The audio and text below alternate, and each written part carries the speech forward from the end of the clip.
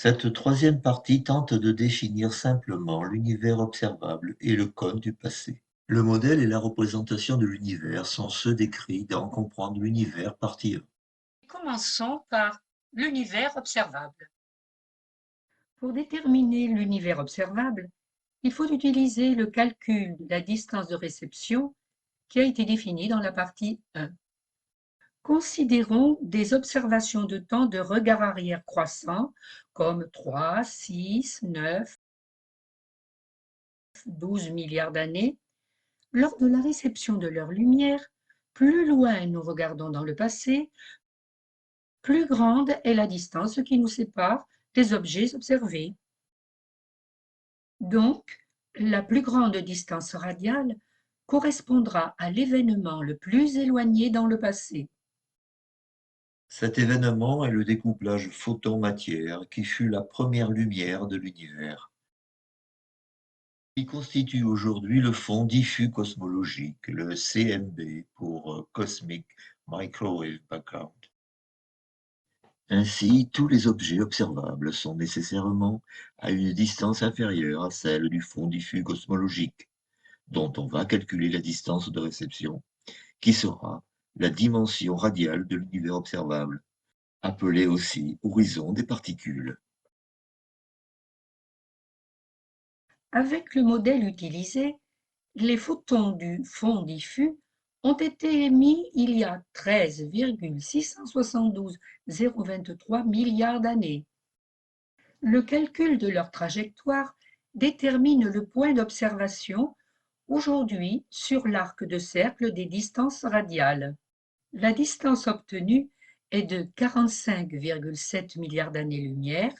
C'est la dimension radiale de l'univers observable. Avant de quitter cet écran, observons que le décalage vers le rouge Z de la lumière du CMB est de 1100. Avec une température du fond diffus mesurée aujourd'hui de 2,7 Kelvin et une expansion de facteur Z+1 égale 1101, la température de l'univers au moment de l'émission du CMB était donc de 2,7 fois 1101, soit environ 3000 Kelvin. Voyons maintenant le cône du passé. Pour déterminer l'univers observable, nous venons d'utiliser la distance de réception. Pour le cône du passé, nous allons utiliser la distance d'émission. Rappelons que la distance d'émission est la distance entre l'objet et l'observateur au moment de l'émission de la lumière par l'objet observé. Commençons par calculer les distances d'émission pour des temps de regard arrière croissants et traçons les distances correspondantes. Tout d'abord, les distances d'émission sont croissantes avec le temps de regard arrière. Puis décroissantes lorsque le temps de regard arrière se rapproche du point d'émission du fond diffus cosmologique. Et si on trace l'enveloppe de toutes les distances d'émission, on obtient le cône du passé. Quel sens donner à ce cône? Puisque toutes les distances d'émission des événements observés forment le cône du passé, réciproquement, toute ligne d'observation qui coupe ce cône correspond à un événement du passé observable aujourd'hui. Une remarque intéressante. Puisque toutes les droites d'observation qui coupent le cône du passé correspondent à des événements observables, la dernière droite qui vérifie cette définition est celle qui est tangente au cône du passé. Cette droite d'observation détermine donc la plus grande distance de réception, qui est l'univers observable. C'est donc la droite d'observation du fond diffus cosmologique. Et on retrouve la distance de 45,7 milliards d'années-lumière de l'univers observable. L'univers observable et le cône du passé évoluent avec l'âge de l'univers. Par exemple, considérons l'univers au moment de la naissance du système solaire, il y a 4,57 milliards d'années.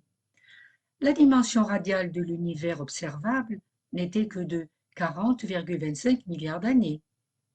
Et voici le cône du passé d'un éventuel observateur de ce plus jeune univers. Poursuivons le trajet de la lumière du CMB jusqu'à aujourd'hui. Nous retrouvons l'univers observable actuel de 45,7 milliards d'années-lumière. Et le cône du passé est plus grand que celui d'il y a 4,57 milliards d'années. Poursuivons encore la trajectoire de la lumière du CMB pendant 2,5 milliards d'années. La dimension radiale de l'univers observable sera de 48 milliards d'années-lumière, et le cône du passé sera encore plus grand, permettant aux observateurs d'accéder à des parties de l'univers aujourd'hui encore inconnues. Essayons de résumer. L'univers observable est la partie de l'univers qui contient tous les objets dont on a reçu ou dont on reçoit aujourd'hui la lumière. Si la dimension radiale est de 45,7, alors l'univers observable sera de 2 fois 45,7 milliards d'années-lumière. Le cône du passé nous dit quelles conditions de distance et de temps doit vérifier un événement pour que nous recevions sa lumière. Et les dimensions de l'univers observable et du cône du passé augmentent avec l'âge de l'univers. Dans une prochaine vidéo, notre modèle d'univers s'étendra très loin dans le futur. Nous verrons que l'univers observable s'étend indéfiniment. Alors que le cône du passé évolue asymptotiquement vers un cône limite qui détermine un nouvel horizon, généralement désigné par horizon des événements.